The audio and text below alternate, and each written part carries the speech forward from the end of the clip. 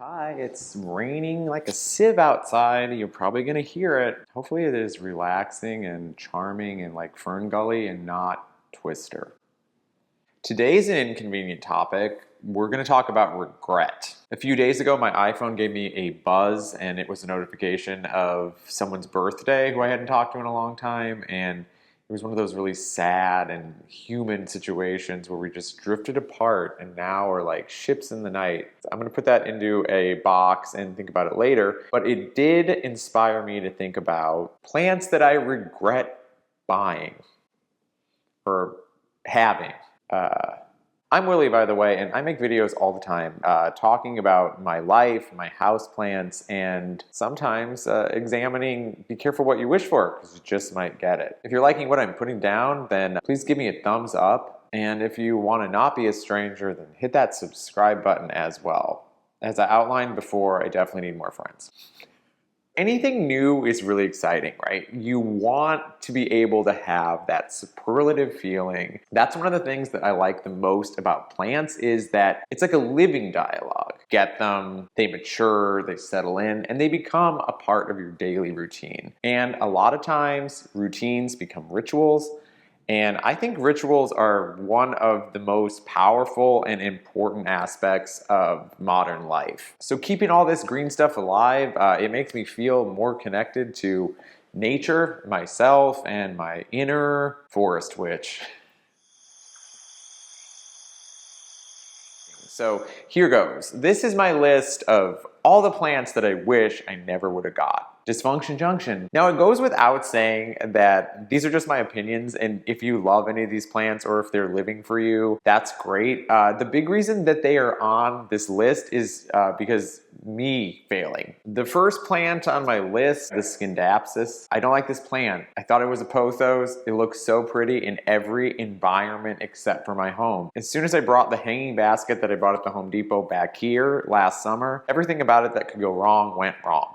Like half the propagations in the pot were really young and they died. And then when I repotted it, I damaged it even more. And then the ones that were left got root rot. And then after I fixed the root rots and the ones that survived that purge, then got really spindly and the leaves didn't have enough humidity and they started crinkling up, and pretty soon I was left with a reminder of everything I am doing wrong as a plant caregiver. This plant can be so easy for so many people. I think it's really beautiful, but in my situation and what I have going on right now, I will not be purchasing it again, and I'm happy to say that it's not in my life anymore. Let's talk about a pothos variety that was very trendy like 2 years ago, the Pothos Global Green, the pinnacle of tone-on-tone variegated plants. While these look awesome and they have super tight internodal spacing, so you get this really compact and really lush vining plant, for me, they just did not stay alive. I don't know, hindsight's always 20/20.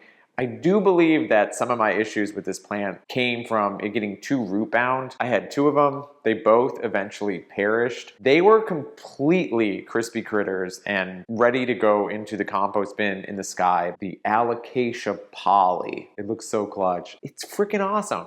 The only problem is it attracts every single pest you can think of. Mine got spider mites, mine got thrips. They are the most delicious plant for every bug. So that being said, enough time has passed that the edges have become a little less sharp. So I am contemplating getting more alocasias, but I did want to put that on this list because it was pretty devastating. This plant has a new fancy name, which I will look up and then put at the bottom of the screen. It's large, it's in charge. The leaves look like hands from an alien. For me, this plant was really hard to get the light requirements right. No matter where I put it, I feel like it was getting too much light and getting bleached out by the sun. The leaves oftentimes get yellowed or discolored easily from over and under watering as well as sun exposure. Those sins will visit you for a really long time because the leaves are big And if you cut one off, you can really see where it was. And then you're in this delicate dance of trying to preserve or cut off something that looks marred and gross. At the end of the day, that aesthetic attitude doesn't serve the health of the plant or really your enjoyment of living with it. So I opted to let this plant thrive elsewhere. And that's all I'm going to say. The sweat plant visually is pretty weird and pretty stunning, and if you touch it, it has the feeling of moss that is super evolved to be even more tactily satisfying. It has a lot of aerial roots that it pushes out that pick up moisture from the air, and although online fodder says that it is pretty tolerant of household conditions, it just started languishing as soon as it got here. It dehydrated, it turned brown starting from the outside of the pot leading all the way to the center of the plant. It completely died in my house. Ooh, I have one I forgot, it wasn't on the list, that haunts me to this day, and that is the Georgianthus. I love matte black accoutrements for my house, and I feel like the Georgianthus really looked like that. Like the leaves were such a dark purple that in certain lights it looked like satin finished black metal. It was incredible. If I had it to do over again, the plant that I had was so nice, I would have tried to get a cloche for it because they really like high humidity. It died so quickly. And I know it wasn't this specific plant. It was really healthy. It was all me. I want to talk about the misfortune of the money plant, or the Pilea, I believe is how it's pronounced. They're so cute. The little pups in the pot that it pushes off are so cute, but mine just grew really tall with this weird like spine stem with like 4 leaves at the top. And then all I did was spend time kind of bracing it on a stick. And I know I could have trimmed it down, but for some reason I didn't do that. And I spent like a year and a half in denial. It didn't look good. It was not for me. After all of those, we're gonna get to ones that are still affecting my daily life now because I still have them.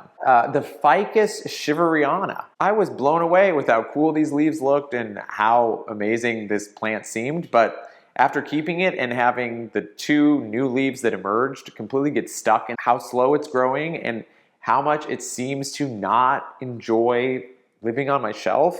I down potted it because I don't think it had very good roots. I kind of wish that I wouldn't have gotten it. Hope hangs in the balance for the Ficus shiveriana. The Queen Anthurium. This is like the ultimate status plant. They transport you to an entirely different world. Velvety, smooth goodness. And what I got was a very tiny plant that was very expensive that somehow all the leaves faded away, and now I'm left with a viable but barely living stump. And now my mind is left reeling with regrets and anxieties about said choices. Another anthurium to add on the list, which is like for me becoming the running joke, is my anthurium fingers. It just seems to look worse every week, but there have been some promising changes. There is a new growth point on this plant. I don't know, fingers crossed. Gloriosum. Need I say more? This thing just loves getting flippin' spider mites. Gosh, it's like a liability when you have a lot of plants. I'm glad that I have the Philodendron glorious now. Maybe it'll fill that hole, and only time will tell if my Gloriosum will come back after its intense chop. I have a feeling it's gonna be kind of traumatized. The last plant on my list, I feel like, is very hard to talk about because I was such a supporter. I was so obsessed with these, and I've had a couple of them. And I think like the first video I ever made on this channel that got more than 5 views was about the pink princess philodendron. I love pink. I love Barbie pink. And what's not to love in that scenario? That is like aesthetically a supercharged rocket towards my internal dialogue of pleasure and success. But what ends up happening is I don't know what. I feel like right now, the pink princess that I have, it's just not that clutch. Well, there you have it. Those are all the plants I regret buying and living with. And it's not them, it's me.